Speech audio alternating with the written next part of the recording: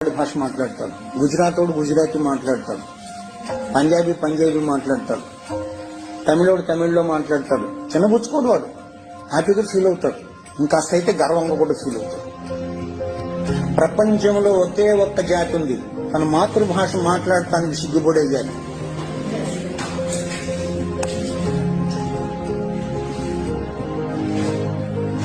ఏం చేయలేం.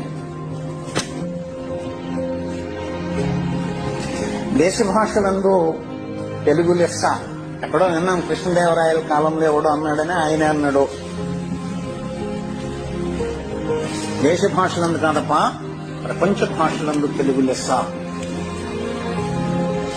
ఎందుకో తెలుసండి, అన్ని అక్షరాలు ఉన్నటువంటి భాష ప్రపంచంలో లేదు, అన్ని విడి శబ్దాలు ఉన్నటువంటి భాష ప్రపంచంలో లేదు. అంత సుందరమైన భాష కూడా